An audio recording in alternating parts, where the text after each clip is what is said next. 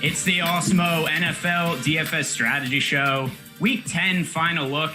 A lot to get hyped about here. I've got a new camera. We've got new music going on. This is a whole big operation. Lots of stuff going on for you and I here, Jeff. As usual, show is sponsored by Yahoo. And guys, subscribe to our YouTube channel, subscribe to the podcast network, and give the show a like. Give it a thumbs up, because I don't say it enough during the show. As Jeff pointed out to me last week after we finished, we really should hawk for likes a little bit more, because we're getting a decent amount of people to watch. And I just don't ask you to like enough, which really helps out in the YouTube algorithm, so we get more people to watch. Interesting week 10 here, Jeff. We've got a whole lot of injuries going on here, as per usual. Some interesting quarterback spots to discuss also. So we'll start there as per usual. The high end of the quarterback plays in terms of chalkiness this week. We have a couple guys that are actually coming in over 12% ownership. Kyler Murray, Josh Allen, makes sense. Guys with rushing upside. Of the two most higher owned guys on the slate, and I don't know why I couldn't figure out how to say that. Of the two most popular quarterback plays on the slate, there you go. Which of them do you prefer this week? Yeah, look, if I asked Greg to do it because he'll ask nice, I'll just yell at you and say, smash the like, come on, let's go. But yeah, in all seriousness, this is shaping up as like the game, right? I mean, Buffalo, Arizona, the biggest point total, a pretty big implied team totals on each side. And realistically, it's just we got two marquee quarterbacks, right, for fantasy. I mean, two guys who rush the ball. Josh Allen, Kyler Murray is just at a historic pace right now. I know he's 8K, but I still don't think his price is quite high enough. So, and again, you look at the Bills, like they're not really the tough matchup that maybe we would have thought they were the last couple of years. Matt Milano's on IR. Tre'Davious White might not even play. Although I shouldn't check update his injury status. He might even be probable. I'm not sure. But anyway, regardless, like it's a pretty good matchup for a rushing team too, like Arizona, and for Kyler Murray. So, looking at those two, I do think there's a chance here Josh Allen gets in a better game flow situation and ends up throwing the ball 45 times. But straight up, like I would just take Kyler here. I think the Kyler DeAndre Hopkins stack has a big chance of bouncing back here, especially if White is even if White plays, if he's not 100%. So I think that stack has a really big chance of going off here. It's kind of interesting because I generally don't like to pay up this expensive for quarterback unless it's just somebody who's really low owned, like we've talked about in some other spots with rushing QBs. But look at the combination of ceiling and floor for Kyler Murray this year. He scored at least 20 DK points in every game so far this season. And I mean, we've seen him go over 40 also. I mean, the ceiling's there, the floor's there. So it's kind of hard to get away from him, even though there is this really high price tag. Like you said, stacking with DeAndre Hopkins, I think that makes some sense. Maybe a little bit of concern from people after last week's game where DeAndre Hopkins just basically didn't really do anything. 0 catches in the first half, I remember correctly, then finished with 3 catches. But even so, I'm not too concerned about that. DeAndre Hopkins still one of the most targeted wide receivers in the league. And maybe that will make it so that stack in particular is not necessarily all that high owned. And then the other thing also, Kyler Murray and Josh Allen, how comfortable would you feel playing either of them naked in this spot? Yeah, that's an interesting question. I mean, again, I think if I'm playing one naked, it'd be Murray for sure. Just because, again, or maybe even playing with the running back. But again, I mean, the question was, do you play them on their own? So yeah, it would be Murray for me. Again, I just feel like Josh Allen is in a spot where he's going to be throwing the ball more.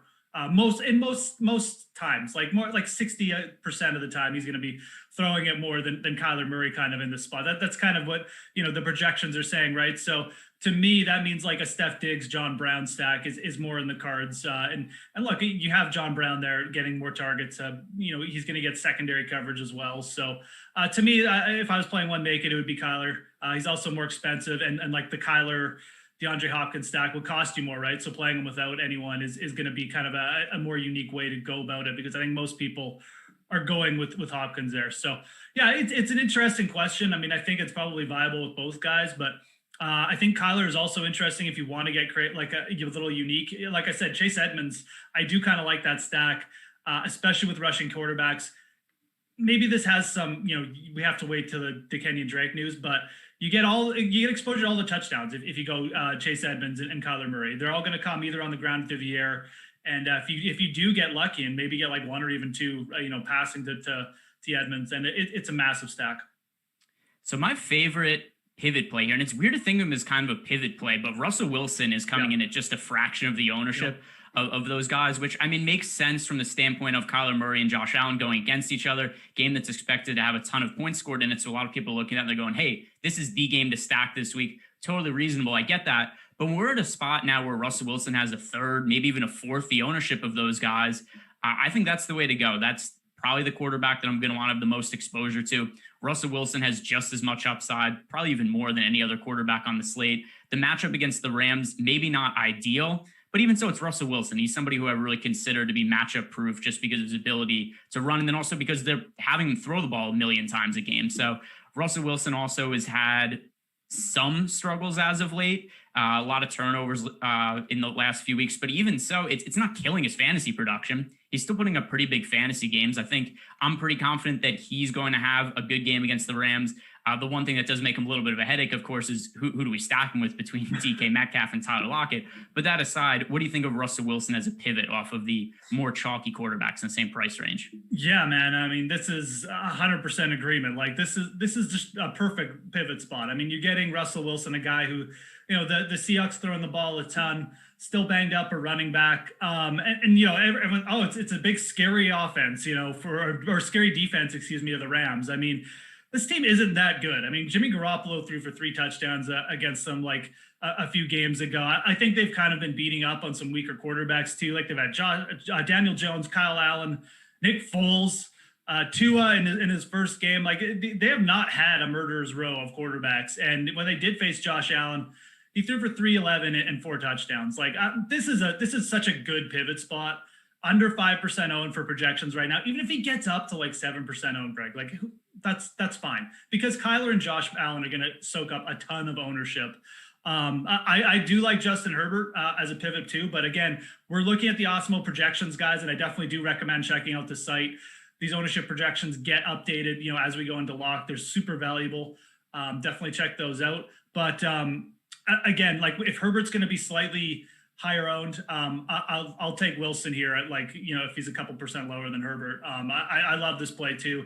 And as far as who to stack him with, I mean, we'll definitely talk about that when we get to wide receivers, but I mean, the matchup says stay away from Jalen Ramsey.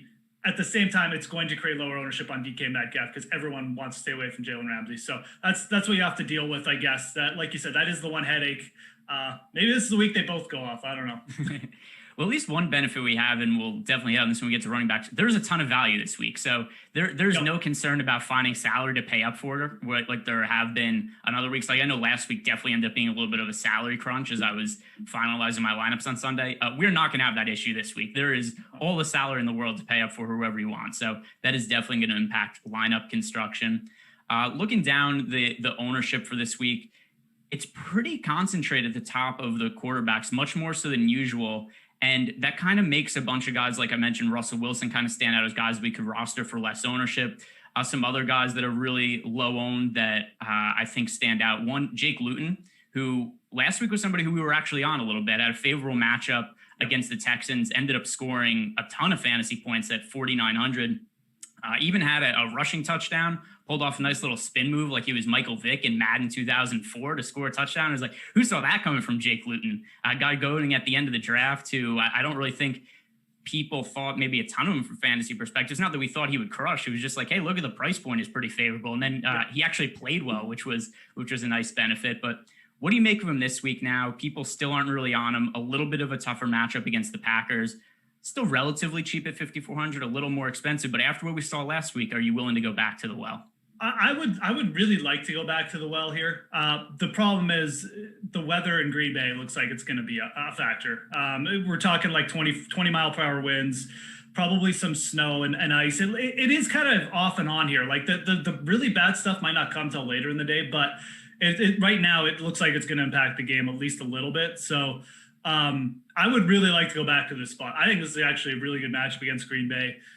They just have not been that good on defense. So, it's something to watch for, if the weather does clear up, and it definitely could. I think going back to like a Luton DJ Chark stack is fine. Luton is a big pocket passer. You saw him looking downfield, like Greg said.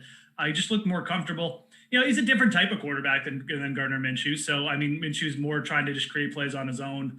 Probably doesn't have that ability to just hang in the pocket because he's a smaller dude. But it's an interesting thing. I think it's a boost for DJ Chark in the long run.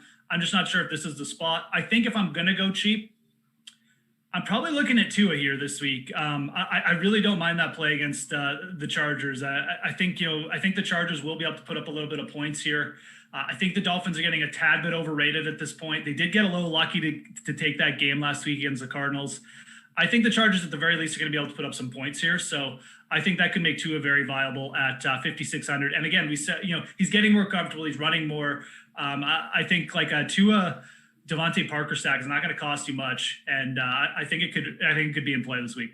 You know what's really encouraging about Tua last week is when you think about the devastating injury he had in college, where it was fractured hip, where they thought it could have even potentially been career-ending at the time. I thought he really would have been tentative to take hits once he started playing in the NFL. He rushed 7 times last week, and he looked pretty mobile. He was moving around, didn't really seem that afraid to get hit. I was really surprised to see him run that much, and that adds a lot of fantasy upside to him. I know a lot of people were ready to write off Tua after one game where the Dolphins actually won against the Rams because, look at his fantasy production. He didn't do anything. And it's like, yeah, but look at the game script. What did he have? What did you expect from him? It was his first career start. They won the game by 1 million. The offense was never on the field because the defense scored a couple touchdowns. Yeah. So he just wasn't asked to do that much. And then last week he had to do a little bit more against the Cardinals. I thought he looked really good. So I'm on board with you with Tua being a viable contrarian option. Is there anybody else who stands out to you, either that you think is going over owned, somebody's going under owned, just stands out as a good play? For quarterback, I think it's a little bit, you can narrow your focus a little bit. Like I said, some of these guys, it's probably going to create a little bit more ownership than we want. But I think guys like Wilson and Herbert just aren't going to go that crazy because of what's going on in the Arizona Buffalo game. So I think a good strategy is, again, if you're making multiple lineups, you can go slightly underweight or slightly overweight on the Buffalo-Arizona game, depending on how you feel. And then you can mix in these other guys, and you don't have to go crazy. I don't even think you'll have to go crazy on Russell Wilson to go double the field or anything, which is nice. I think this is setting up as a good week to pick your a couple good spots and not get too crazy. I mean, I spent the morning kind of trying to make cases here. Maybe like Drew Brees throws 4 touchdowns to Michael Thomas. I think that is something that's on the table. You obviously have a risk of game flow really just kind of killing that spot. But I think Michael Thomas making a big comeback with Drew Brees is definitely something. The Denver Raiders game has a little bit of interest from me, but I just do not like Drew Lock very much. I think you saw Drew Lock's complete ceiling last week, and it was good, but it's not great enough that I sit here and I got to get more exposure to Drew Lock. Because if those circumstances against garbage time against Atlanta don't show up again, he's probably going to go for 20 points. So it's not going to be enough. So yeah, realistically, those are the guys I'm really looking at, the ones we talked about off the top: Herbert, Tua, Wilson, and obviously the guys in the Buffalo Arizona game. And I'm not sure if I'm going to dip much outside that, if at all. I think that Michael Thomas being back for the Saints makes a massive difference. It's really hard to tell just looking at the box scores last week because the Saints beat the Buccaneers in a primetime game 38-3. So they barely had to throw the ball. But when they were actually out there in the first half, they looked unstoppable. This looked like the old Drew Brees. And it's hard to know how much of that is just because Michael Thomas is coming back, how much of it is coincidence. I tend to think it's a little bit of column A, a little bit of column B. I think they had a really good game. But I also think that Michael Thomas makes a massive difference in the Saints offense. We know that Drew Brees doesn't have quite the same arm strength that he had earlier in his career. So I think having Michael Thomas run those short little slant routes where he stretches the field a little bit and gives Brees another target over the middle, I think it's going to make a big difference. And when we talk about the wide receivers, I think that Michael Thomas is one of the best overall GPP plays on the slate because he's historically way cheaper than we normally see. And I think that people are just looking at what happened last week and writing off the Saints a little bit because the numbers didn't look all that good, except it was just because the starters didn't even have to play in the fourth quarter. Yeah, absolutely. What is your take on Jared Goff this week? Are you going to have any exposure, or is it just I'm just getting up to Wilson for this game? It's tough, man, because for one, if he was sub 5% owned or something, then I would definitely have him stacked. Him. He's a little bit overpriced. He's way over owned where people are like, hey, this is the third. I was stunned when I looked at the ownership this week. It's like, really, Jared Goff is the third most popular quarterback. So, I mean, just because of game stacks, I'm going to have some exposure to him. Also just by the nature of, look at what quarterbacks typically do against the Seahawks. They don't have the greatest pass defense. And then also teams just have to throw the ball 50 times against them to keep up with Russell Wilson. So it always sets up favorable game scripts for opposing passing games. I just can't be anywhere near the field where they are at on Jared Goff, who's projecting for around 10% ownership now. So I'll say I probably end up around 5 without having built lineups yet. Yeah, I think you hit on it at the start there. He's priced appropriately. It's not like you're getting a huge discount. I know he's playing the Seahawks, but this is also a pure pocket passer who, he needs like almost a career day, I think, to pay off at that price. Like, and again, getting up to Wilson, who just has so much more upside. With the ownership where it is and the price where it is, it's probably going to be a full fade for me. Like I said, I really like pivoting to Herbert there, who just is just churning out game after good game. And I think could be, I think he's going to have another good one. So yeah, I'm in agreement. All right. Today's show is sponsored by Yahoo Daily Fantasy Sports, the most trusted name in fantasy sports. Yahoo DFS now includes CSV upload and CSV edit features for those looking to play multiple lineups. Make better choices. Choose Yahoo Daily Fantasy. So moving over to the running back position now. I mean, there's one guy that we absolutely have to talk about.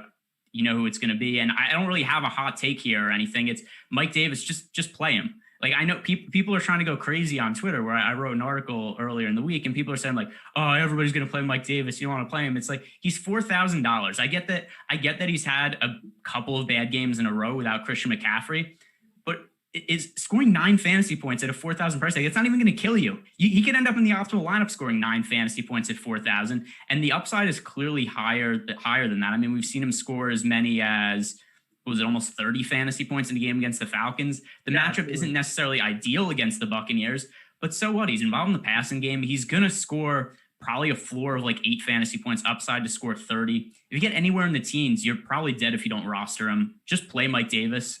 Do you have any other takes than that?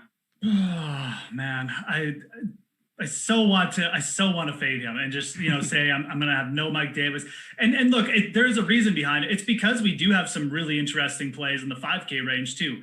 If there wasn't other good value plays here, I would be much more just like, yeah, just play him. But there are some interesting options. Like, I feel like people would be getting way more excited about like a guy like Antonio Gibson against Detroit this week if we didn't have Mike Davis there. Or even on the other side of this, Greg, Leonard Fournette is like playing most of the snaps now. He's got a better matchup against the Carolina run defense, and he's involved in the pass game too. I really like Fournette as a play, but we're still, obviously we're talking about a massive price difference here, so you can't just ignore it. I agree 100%. Like, you look at the last time these teams met, there was 12 catches by Carolina running backs, and it was the game McCaffrey got hurt in, and Davis caught 8 of those. Even if he goes for 30 yards on the ground and he catches 8 balls, I mean, like, you're probably getting at least 15 points. So, yeah, I mean, I'll probably fade him in like some 3 max stuff and things like that. It'll probably won't work out. So, again, this is not an endorsement to that strategy. It's just, I want to take a chance because this is probably going to be the highest owned player we're going to see all year in DFS. So that is something to take into consideration. But yeah, you're probably pretty crazy not to get some exposure to him this week. You're not pretty, probably. You're crazy. So I'll just say this. I'm almost certainly going to have him in 100% of my lineups this week. Yeah, that's probably the same strategy. I just don't think there's a way that he kills me this week. It's just the price is so cheap. And then, like I said, people look at these recent games like, oh, look how bad he was, where he scored 8 fantasy points.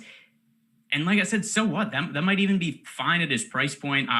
To your point, yeah, there are some other guys who are a little more expensive at 5 to the 6,000 range, who I think make for okay plays this week. But I don't care. The price tag and the value is so good on Mike Davis. And I think that also we're getting to the point where so many people are poo-pooing on Mike Davis as a play that his ownership is going to be somewhat in check. Now, is he going to be popular? Yeah. Yes, but it's not like he's going to be 100% owned or anything. He's going to be sub 50% owned, it looks like. That's the thing, right? Like, we get in these spots and then people like me, like trying and starting to, I can outthink the field. And then all of a sudden, there's so many people like me thinking, and like Mike Davis, like 40% owned instead of 60% owned. And he's not even like that chalky. So probably what's going to happen, I just think that there's enough ways for Mike Davis to get there. A garbage time touchdown, the PPR points just adding up to the point where it's it takes care of itself. Maybe breaks a long run too. It's not like Tampa's defense looked good last week. So, they are without Vita Vea. I mean, their top rush stopper. It's a good defense. Absolutely. It's probably one of the top 3, but it's not like they can't be had for 1 week or just let one play go. that changes fantasy fortunes. So 4K Mike Davis, like I said, you're probably crazy if you don't have any exposure. So one spot that I think is pretty interesting here is Duke Johnson, who's kind of the same price that we've seen David Johnson around for most of the year.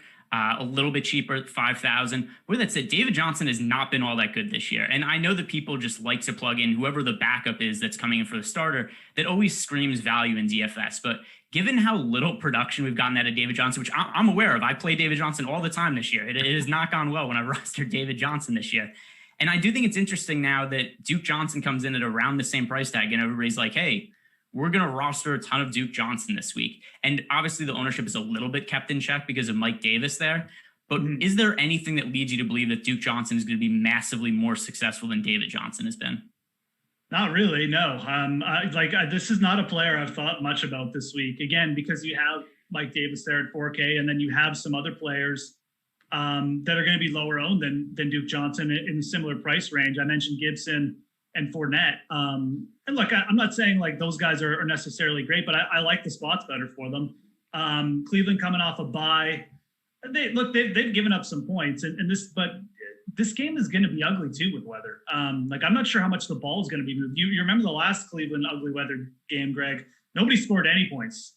Nobody did anything. And that is a very possible scenario here where you just don't need any, they're going to check down a ton.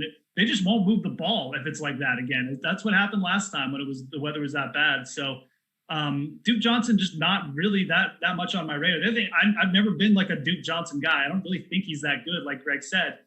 Is this an upgrade over David Johnson? Probably not, to be honest. I know David Johnson hasn't looked like that good, but I don't think Duke Johnson is really that good a player. So 5K, I'll take the lower owned, like Fournette in a really good spot and Antonio Gibson in a really good spot too.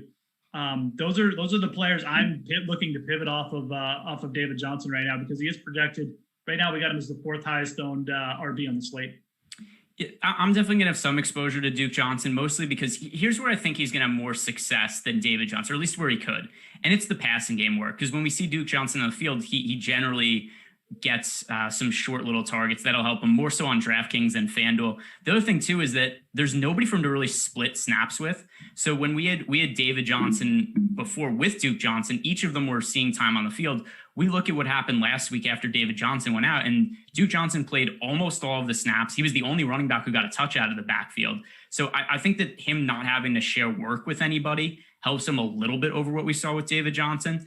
But to the point that I mentioned at the top, is it's odd to me that people just expect Duke Johnson to be massively more successful out of the backfield than David Johnson was. So that is something that leads me to believe that he's going a little bit over-owned, but I'm not going to say that Duke Johnson isn't playable. And then I also think your point is taken about how there's other guys like Leonard Fournette and Antonio Gibson that are probably going to be viable options also. One other situation that you did talk on a little bit is with Kenyon Drake being questionable to play. Mm-hmm. I'm kind of surprised he's listed as questionable, because when he first got hurt, it looked like he was going to be out for like a month or something like that. And now all of a sudden it looks like he could play. Let's just play a what if game. If he is out this week, what do you make of Chase Edmonds after a disappointing game as chalk a week ago? Yeah, I mean, and look, it's a fair point you made with Duke Johnson there. He could be in a position to play 90% of the snaps, just pay off. You know, he might get 20 fantasy points just because he gets like 30 touches or something. So I probably shouldn't just write him off completely. I think that's a fair point to if people are looking at him. I just kind of like those pivoting those other plays better. But yeah, Chase Edmonds is a guy I'm going to try, and I'm not going to try. I am going to put in my flex and pray Kenyon Drake doesn't play. Absolutely, just get down on my knees and just it's like a last minute game time scratch here for Kenyon Drake, because Edmonds played over 90% of the snaps last week. It didn't work out. It sucked. He was my favorite play last week too, but for whatever reason, just didn't really get off. I mean, look, and kudos to Miami's rush defense. They were ready for it. He only got 3 targets, which is pretty low for him. Even when he was splitting snaps, he was getting like 6, 7.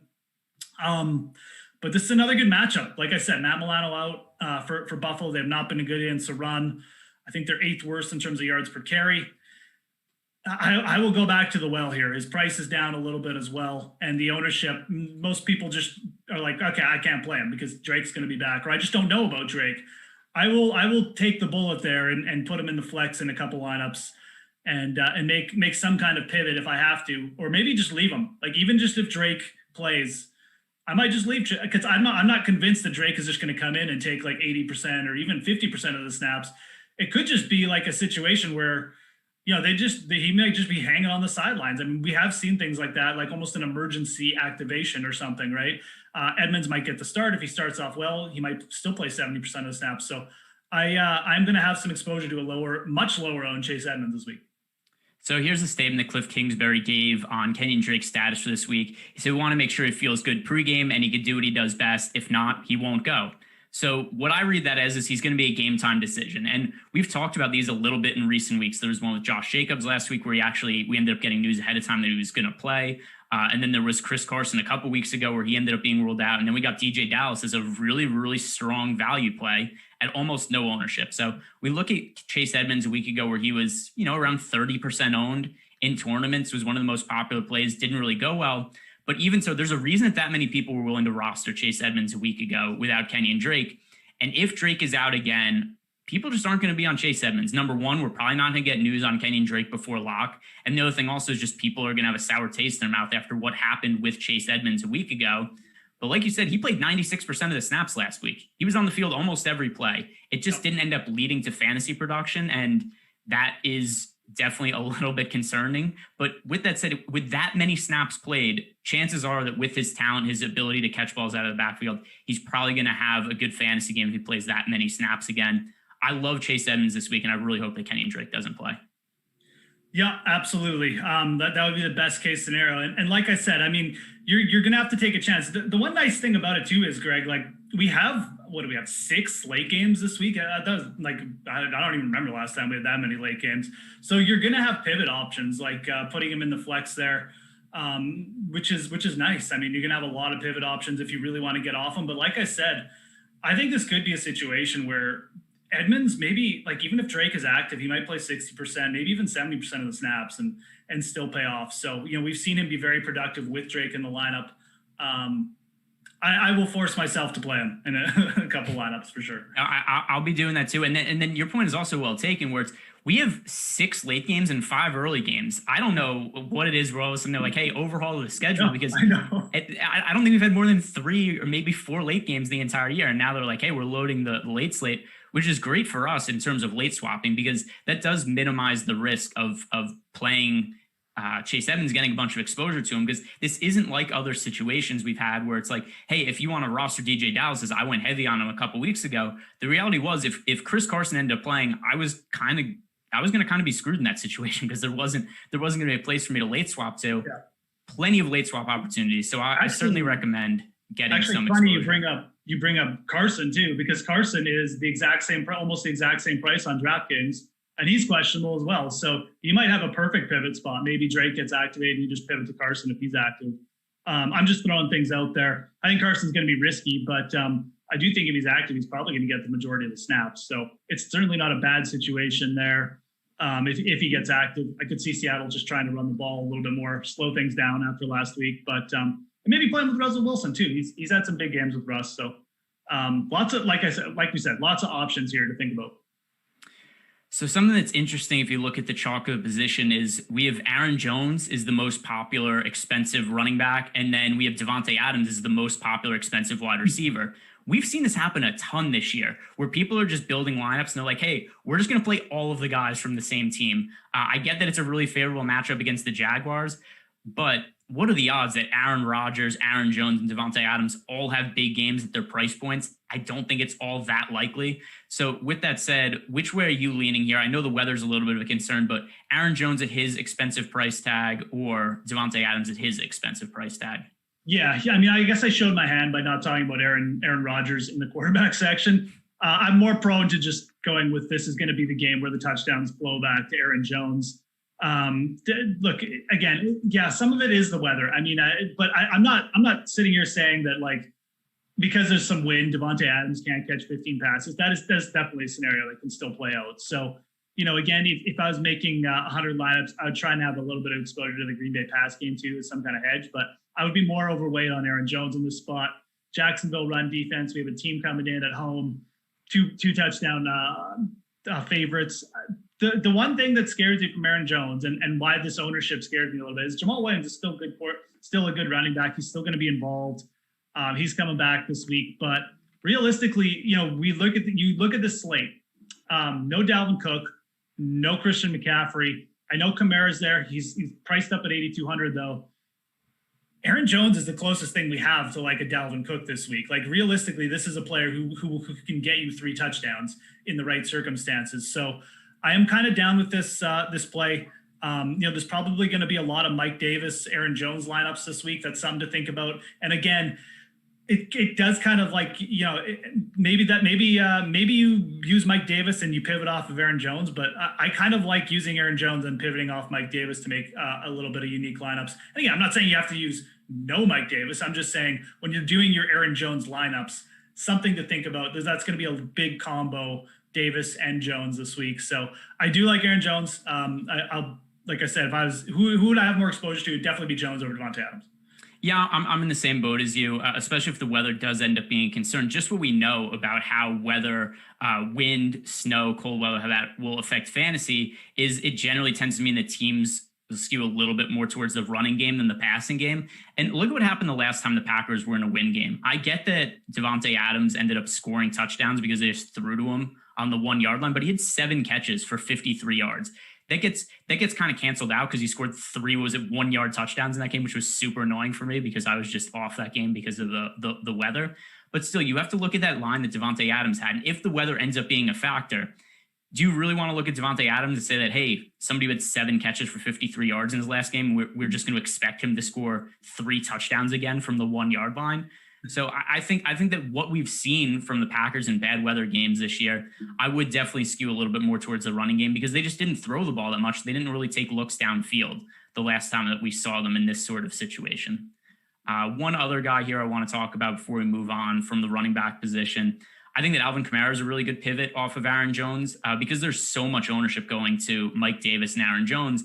There's not really anybody else who's super popular. Everybody else sub 20% owned. So Alvin Kamara at about half the ownership of Aaron Jones this week. I think that's a decent pivot to make. Alvin Kamara was not really all that involved last week with Michael Thomas back. But like I said with Drew Brees earlier, that was more of a result of the score of that game. They won 38-3. Jameis Winston played in the fourth quarter. They didn't have the starters in there at all. So I think that we could count on more fantasy production from the Saints, especially going up against a banged up 49ers team. Are you willing to make some lineups where you pivot off Aaron Jones and go to Alvin Kamara?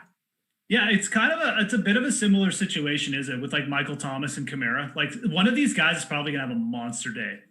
I am more prone probably to go in Michael Thomas in the spot just because the San Francisco secondary has been absolutely torched by number 1 receivers the last 2 weeks. Like I'm talking like they are still trying to put out fires there. I mean, it's been embarrassing. So I think this is a game where Michael Thomas kind of makes maybe a comeback, but like realistically, it could easily just be Kamara. Just be, a couple screen passes to the house or something. All of a sudden he's got 2 touchdowns and like 150 yards. Someone's going to score a lot of points for the Saints. They're 9+ point favorites here. San Francisco is basically, they're starting Nick Mullins, and they don't have George Kittle anymore. They're banged up on D. Like I said, their secondary can't stop anyone all of a sudden. Someone's scoring a ton of points here. I completely understand the Kamara pivot, especially from an ownership perspective. I haven't quite decided exactly what I'm going to do with him. Again, not someone I would want to fade, and I completely agree. Like I said, I was the one talking about the Jones-Davis combos. It's going to be more unique to go Kamara Davis for sure. So makes a ton of sense. I'm more prone to Mike Davis in the spot, but one of these guys is going to go nuts in my opinion.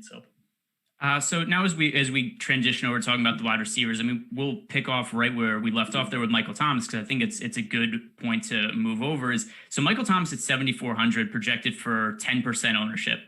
This is the cheapest that Michael Thomas has been in recent memory and the least owned, which is a pretty good combination. Then you look at his box scores from last year, more games over 30 DraftKings points than games under 15 DraftKings points. So, I mean, you look at that price tag at 7,400. I think that he's the top wide receiver play on the slate for GPPs with everything considered. The price, the ownership, the matchup, the upside. I think everything sets up perfectly for this to be a good Michael Thomas spot. Actually, I don't even mind making Saints onslaught stacks where I go Breeze, Kamara, and Thomas because of the passing game work. If I'm making an onslaught stack, I'd be more willing to do it with the Saints and their less ownership than would be willing to do it with the Packers for about a similar price.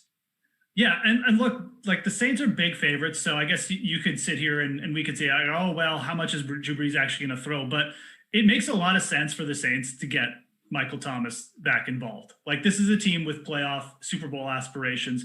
They need Michael Thomas if they're going to win the Super Bowl. And, how do you get someone like that back in the fold? Well, you throw to him 12, 14 times against a really soft San Francisco secondary, and you get him in the end zone a couple times, and all of a sudden everyone's happy again, and Michael Thomas is happy, and he's not fighting with his coaches or picking fights at practice. I think that's what's going to happen this week. I clearly agree with you about him being a great tournament play. 7,400. This price is ridiculous going back to last year. I mean, like, we never had him under 8K ever. Like, it's crazy. So I think the only thing is, you worry, is he 100%, but he looked pretty good to me last week, getting worked back in. Like, he's got another week to rest. This should really be it, man. This San Francisco secondary has quit, it looks like, the last couple of weeks. So I am all over this. I will say this too. Everyone likes Jared Goff. Like, why is Robert Woods not like in the top 3 owned wide receivers here this week? He's going off at just barely over Michael Thomas's ownership percentage. I see people on Cooper Kupp because of that 20 target game last week, which is insane. I think that had a lot to do with circumstance. Robert Woods, to me, has the better ceiling between those two. I really like his price this week, and if he's going to be like under 15% owned, absolutely, Robert Woods will be one of my top plays. Yeah, I think the Rams situation is a little hard to figure out. They've been hard to figure out the last couple of years. Where it's been very much like a Lockett Metcalf situation. Yeah, that's what I was actually going to say is that when you look at those, I do feel really similar to Tyler Lockett and DK Metcalf, which, by the way, this is the first week this season that we haven't had one of Tyler Lockett or DK Metcalf is really popular and the other is just going under-owned, because that's generally been my strategy with the two this year. Is I just go like, oh, Lockett's 20% owned and Metcalf's 8%, I'm going to Metcalf. Or it'd be like, Metcalf is 25% owned and Lockett's 11%, I'm going to Lockett this week. This week, I think people are just throwing their hands up in the air and they'd be like, you know what, I'm done guessing. I'm just not rostering either of them, which also people aren't really rostering Russell Wilson this week. So I kind of see how that comes about. So I'm going to put you on the spot right now. DK Metcalf or Tyler Lockett, whose turn is it? I'm going to go with Lockett. I'm just going to play the matchups this week. I'm going to say Ramsey at least does enough to keep Metcalf, within the realm of like not destroying the slate. Maybe this is the spot though, where both these guys just go for 100 yards, because I do. The more I think about this Seattle Rams game, I really think we're going to see some points here. I do. I think Seattle's going to come out with a bit of a chip on their shoulder, and I think it's going to force the Rams to throw a lot. And I think a guy like Robert Woods could really keep them in it. So I love starting those Ram stacks or the Seattle game with Robert Woods and then coming back with Lockett and Wilson. But I might even go there this week and make a DK Metcalf, Lockett, Wilson stack and put all three together. At some point, they all have to go off, right? Like, it's going to happen at least once. So I think you could get a crazy type of game like that. But I'm gonna take Lockett over Metcalf. Listen to Lockett's box scores over the last 6 weeks. It's so ridiculous. 40 DraftKings points, 6-8, 56, 7-8. I can't think of any player who's been this boom bust where literally you either need Tyler Lockett to win on certain slates or you just lose if you have him because he's been so terrible or so good. So I'm going to say this. I'm totally hedging here and I'm taking the soft way out. Given that the ownership of the two is about even, that's what I'm going to do this week too. I'm going to have some Wilson stacked with Metcalf. I'm going to have some with Lockett. I'm not taking a stance this week, which I have taken a stance on the lower owned guys more often than not this year. The ownership's the same. I'm going to go the same this week. I think it's nearly impossible to tell which of the two are going to be better. To your point that, maybe we see a lot of Jalen Ramsey on DK Metcalf. That will hurt his production a little bit, but it's so difficult to get correctly. And neither of them are all that popular. I'm fine with just making some Russell Wilson stats with each of them and just playing both of them around 12% or so. I think that's a prudent move. It's just so hard to get them right. And then let's look at also another team where I think there's a couple of viable wide receiver options. As we mentioned, Josh Allen's going to be really popular. He has a couple of wide receivers here in Stephon Diggs and John Brown, who are both coming off big games because, Allen himself had a gazillion fantasy points last week. So who would you prefer to stack Josh Allen with? John Brown, Stephon Diggs, or maybe somebody else. Maybe you're going with Gabriel Davis or something crazy. No, this is another one where, yeah, you look at the matchups and you say, okay, Patrick Peterson, maybe he's not like a shutdown corner, but he did a pretty good job on DK Metcalf. And, a road game, I'm probably going to go, I think John Brown being the lower owned of the two, like clearly lower owned of the two, has me thinking like that is probably the way to go. But realistically, you could definitely go with the triple stack here. I do think that Allen is going to be throwing quite a bit in this game, just because I think the Cardinals. I like the Cardinals to win this game, and in that scenario, you could get Allen throwing 40 plus times, which could really make both guys viable. So I think the play here might be to go both. But if I'm making one, or if I'm coming back with like a Kyler Murray, DeAndre Hopkins stack with one of these guys, it's probably going to be John Brown at lower ownership in a better matchup. We've kind of seen the secondary receivers go out. I mean, you just have to go back to the Lockett game, quite frankly, to think that. So I like the connection with Brown and Allen too. They play together more, but it's going to be John Brown with the caveat of saying like fading Stephon Diggs is it's a scary proposition because he's real good. Yeah, I like John Brown a decent amount this week. And so if you look at his box scores for the year, nothing's going to really stand out about him. And part of the reason is because he's been injured. He's had times where he's had to leave games early. He's also battled different injuries. He had a knee injury, which held him out for a couple of games. Last week was the first time he really looked healthy since the start of the year. And week 1 against the Jets, 10 targets for John Brown. Last week against the Seahawks, 11 targets for John Brown. Unfortunately finished 1 yard short of the 100-yard bonus on DraftKings, but still 8 catches for 99 yards, season high in targets. That to me is all really encouraging. I think that's what we're going to see going forward from the Bills is John Brown to be getting, 7, 8 or so targets per game the rest of the season. At his price point, I think he's a pretty good play, and he's also a little underpriced on FanDuel. So I'm certainly willing to roster him on both sites. I think that he's a good option. We've hit on pretty much everybody. Are there any other wide receivers that you want to talk about this week? No, just a couple of cheap guys. I kind of like going to KJ Hamler again. You don't necessarily need to go down that low because we have some value running back, but Hamler's, playing over 75% of snaps, really good matchup against LaMarcus Joyner on Vegas. I think he's got a really good chance to find the end zone there. I really like him as a cheap play. I think Keenan Allen now not in like the top 2 owned projected.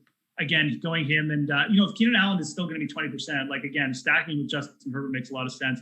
He should have the best matchup there for the Chargers. I do kind of like Michael Thomas better there, but I think you could possibly even play both of those with the value out of RB. So that's another interesting play. Brandon Ayuk could pay off in garbage time. I like him as a player. I don't know. I'm not sure if I'm going to go there just because he could get shut down as well. They got some pretty good corners, but that's pretty much it. I think that the Broncos have some value you could look at, and but no one else necessarily like huge that I want to talk about. All right, get access to all the great Awesemo Plus tools and content for nearly every DFS sport there with an Awesemo Plus weekly pass for $29.95. This includes full access to all the premium content and tools on Awesemo.com, including player projections, ownership projections, our premium Slack channel, and much more. If you're only looking to play NFL, then sign up for our weekly NFL package for $14.95 or give our weekly NFL Express Pass a shot for only $3.95. Stop guessing, start winning, join Awesemo Plus today. And one more thing, I would be remiss if I did not say, like the video so that Jeff and I could get over 100 likes. Yeah. Let's hawk for those likes. Let's get some numbers. Let's go, guys. Come on, we're not over 100 yet. We're at 68. One more to 69 at the very least would be great. No, seriously, let's try and get over 100 for the video. We'd really appreciate it. Trust me, it helps us out. Helps you guys out too. I don't know how it helps you guys, but it does. Yeah, Jeff hits me if we don't get enough likes after the video. Right, it's a sad scene after the show ends. We're in our Zoom Slack chat. We're just doing the recap afterwards, and I cry. Jeff hits me. So just hit the video, please. Do it for me. I don't want to get hurt. I just want to be safe and have fun. I want to talk about football. I want to talk about receptions, fantasy points. I want to talk about tight ends. So this is another slate we have here where we just don't have tight ends to pay up for. We don't have the Chiefs on this slate. George Kittle obviously out. So this leaves us with Darren Waller, who's not even all that popular, but I think is probably the safest play on the slate. It's pretty funny to look at the projected ownership at tight end where it really mirrors my feelings on the slate where I'm like, I don't know what to do at tight end. And I look at the ownership, it's like, who else doesn't know what to do? The field, because every player is just like 8% owned to the position. Everybody's like, we're just going to play random guys at this spot. Is there anybody that you're really confident in? Confident? No, absolutely not. But I do like the spot for Evan Ingram. I mean, Evan Ingram has 29 targets over his last 3 games. Like, it's a player averaging over 9 targets a game. It's pretty crazy. Like, he's at 4,500. You would expect that kind of targeting a guy. He's over 5K easy, but I know he hasn't done much with it. I mean, obviously that's why he's under 5K, right? But like, the matchup against Philly is really good, Greg. I mean, this is not a team that guards against tight ends very well. They allowed 3 touchdowns to Higbee early in the year. If you remember back, the George Kittle game was just like, where he basically caught every pass Jimmy Garoppolo threw. So I think this is a really good potential ceiling spot. We finally see Evan Ingram breakout. I could see that happening. Absolutely. Other than that, though, I think Noah Fant is interesting against Vegas too. They've allowed some big games, kind of similar. Travis Kelce has decimated them. They've had trouble with big athletic tight ends. My boy Albert O is out now, so he should get just a couple more targets there for Fant would be big. He is overpriced, like 4,900, but again, we don't really have chalk here. No, we don't really know what to do. So I don't think necessarily overpaying a tiny bit for Fant is terrible. Those are the 2 guys in the 4K range I'm really looking at. If I'm going cheap, the Seahawks did a little rug pull on me last week. I know I was building up Will Disley as a cheap play. And then Hollister came out, played the most snaps, got 7 targets. Like, that's a lot. That's the most any tight end for Seattle's seen all year. And quite frankly, Hollister is probably like the best pass catching receiver of the bunch. I'm not sure why they haven't deployed him a little bit more now. So if you like Russell Wilson, I don't think going Hollister at 2,600 is terrible either. It's obviously risky, but like, all these guys are risky. So. Yeah, it's really hard to stake your flag in any one tight end and be like, this is the guy. I agree with you on Evan Ingram, though. I think he might be the guy I end up with the most exposure to. I liked Evan Ingram last week also. And one thing I'm going to be keeping an eye on is what happens with Golden Tate. Because one of the reasons that we've seen more work from Ingram is that Golden Tate's just been exiled from the team for being bad at football and annoying on social media. So the team was like, hey, we're going to keep you away from everybody.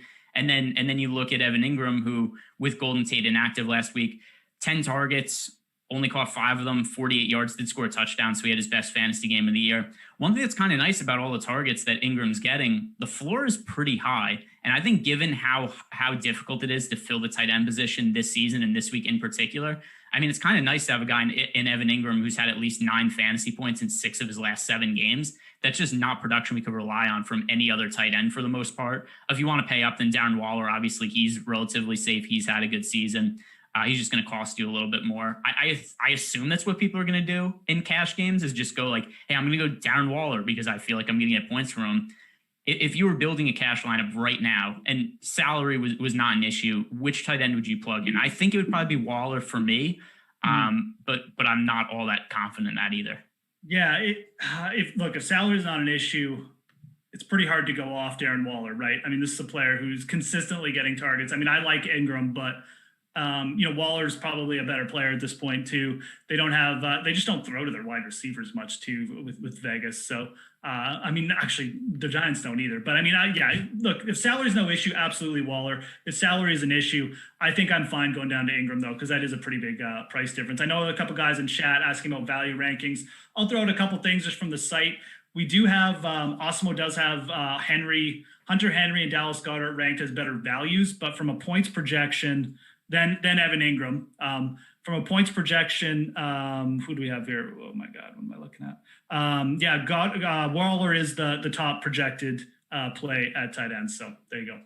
And points per dollar, Austin Hooper comes out as a really good play. And I think there is a little bit of interest in Austin Hooper just from a standpoint of we haven't seen him play for a little bit. He was dealing with, appendicitis? So he hasn't played since week 6. So even though he wasn't getting a massive amount of targets last we saw him active for the Browns, remember Odell Beckham Jr. is out. So that could really impact how we see the Browns run their offense. Maybe that means that Austin Hooper just gets a bunch of targets. So I could see the path to him having a really good game, also a favorable matchup against the Texans.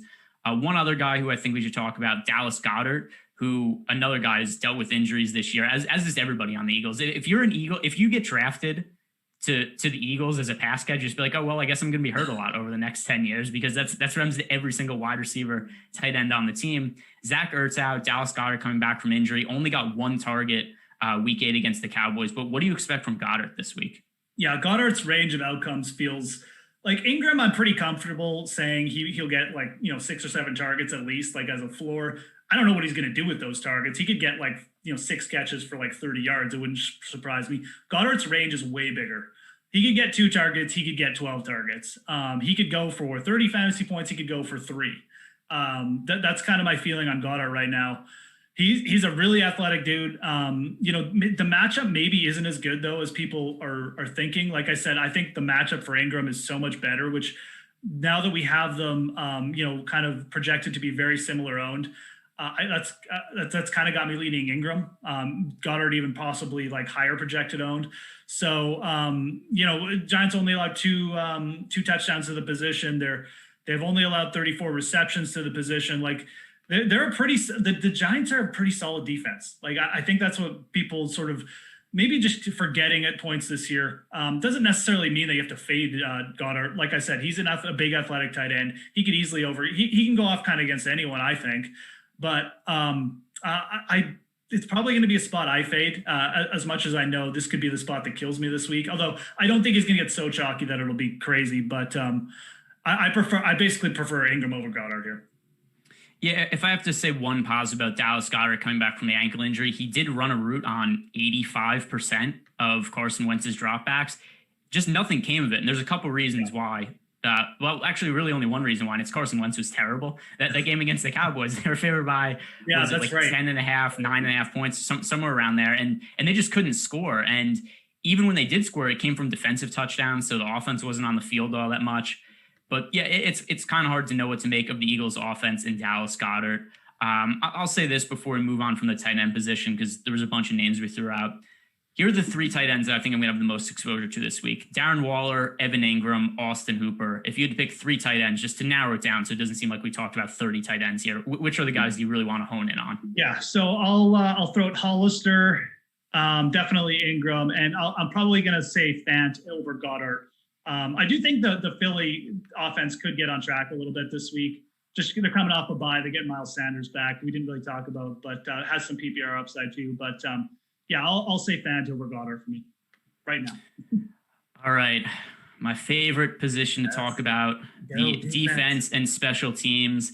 I actually think that there are some interesting spots this week, because there are a lot of cheap defenses that I think have some potential to be decent. One that stands out to me is the Detroit Lions. I get that Alex Smith didn't look terrible last week, but he still threw a few interceptions, and overall Alex Smith, I still watch him walk. I'm like, he doesn't look like he walks like a normal human being still. It's like, I'm terrified watching Alex Smith play quarterback. And I don't even want to watch him. Honestly, Greg, I don't even want to watch Alex Smith play. I legitimately turn the game off when he comes on. I did not watch him a single snap of him last week. It's terrifying. It is. I don't want to see that. Yeah, and think about the situation he was in last week too, where Kyle Allen breaks his ankle on what was basically a dirty play by Jabril Peppers, who sticks out his leg and trips him. So now you got Alex Smith, who almost died from a leg injury. He's got to come in after seeing a defensive player basically kind of intentionally break the starting quarterback's leg, and then he has to come in. I think that this is a decent spot for the Lions defense at a cheap price. I think you can make a case for the Giants also. I think that they're actually going to come in pretty popular, because the Giants defense has been decent this year, and Carson Wentz, you get Carson Wentz under pressure and he just panics. I've never seen a guy who's he sees the defense panic, and he just throws the ball up in the air. He's helicoptering, he's spinning, he freaks out whenever anybody's in his face. So the Giants have a decent defense. I think they're okay. What do you think of some of these defenses? Yeah, I definitely, the Lions at 2,600 have to be, considered. Again, I think this is kind of setting up as a week where I might want to roll the dice with some cheap defenses. I know I wrote up the Browns. Again, I don't mind targeting, a team coming off the bye. They do have some talent. They're actually up there in turnovers too. They've been really good at creating turnovers under Stefanski. I'm not a fan of the Houston Texans at all. I just don't think they're good. I think in a cold weather game, I think their offense could get really exposed. So I'm probably going to at least have be overweight on the field of the Browns. I will say this: you could just roster the Saints in every single lineup this week, and who cares about the chalk? That's, to me, that is probably might be the smart play. If they were even a little bit cheaper, they'd probably be easily the highest owned play. But at 3K, if you can get up there, just putting them in every lineup, I'd actually be okay with that, and just eating a little chalk on defense this week, because it's like Nick Mullins. He like that defensive line for the Saints. It's going to force Nick Mullins into doing his Nick Mullins things, where like Carson Wentz, he's very much like a mini Carson Wentz. He'll just close his eyes and chuck it. Like it'll lead to pick sixes. So I think paying up for the Saints in every spot, not a bad play this week. I'm so confused why Nick Mullins is starting, because the first time Jimmy Garoppolo got hurt, Nick Mullins starts. He plays like a game and a half and loses his starting job to CJ Beathard. Jimmy Garoppolo gets hurt again a couple weeks later, and like, well, I guess Nick Mullins is the best option. It's like, no, you guys benched him for CJ Beathard like 3 weeks ago, and now all of a sudden Mullins is the guy again. Did they forget what happened? It just makes no sense to me. I assume that Beathard is going to be starting games again for them in the near future. I think that Nick Mullins is just very good at roping Kyle Shanahan in. He's like, oh, yeah, okay, practice. He's zipping balls over to tight ends. And even in the games, he'll make just a couple really nice throws. But, again, I think he's very good at playing with Shanahan's emotions. And I think Beathard would be the better option here. They could just run it a little bit more. He's someone who's more prone to run the ball. But I think you're right. We could see CJ in this game. It wouldn't shock me at all. All right, so let's wrap it up. Favorite stack of the week. For me, it's going to be Drew Brees to Michael Thomas. I mean, this price point on Michael Thomas is just so ridiculously low. And I mean, we're probably 2 weeks away. I don't know what the Saints schedule is for Michael Thomas being the most expensive and highest owned wide receiver on the slate. So the fact that we're getting a more of a mid-range price tag and way lower ownership than we're used to seeing. I mean, last week, this was a guy who was a cash game lock every week down the stretch of the season. He was a guy who was over 8,000 and people were rostering him in 50% of cash lineups. He was the highest owned wide receiver in GPPs. I think that he's going massively overlooked this week. So that's where I'm going with my favorite stack. How about you, Jeff? Yeah, I think a Saints domination stack. You maybe even play the defense there for like a little like kind of negative correlation, whatever you want to call it. I think that's a really interesting play this week. 100% on board with that. Mine's going to be Seattle and Russell Wilson. Again, half the ownership of these top QBs. It's a game with like a 55-point total. It's not like this game is projected to go like 45 points here. We have points projected. I like going in with, maybe a double stack, but I'm going to go Tyler Lockett, probably more heavier. And I love coming back with Robert Woods in that game. All right. That is going to do it for the show. Guys, before you leave, like the video. Also, subscribe to the YouTube channel. Subscribe to the podcast network. Go check out Awesemo.com. Maybe sign up for a weekly pass. That's only $3.95. Jeff, any closing thoughts for the slate this week? No, just keep an eye on the weather, obviously. And don't forget about the, we got 5 late games. Chase Edmonds and your flex guys, put them there. I got lots of options to pivot from. So that's going to be the play. We'll come back and talk about how that worked out. Hopefully to our advantage, Greg. Chase Edmonds in the late flex. All right, that's going to wrap it up. Jordan, hit the music. I hope you guys win some money this week.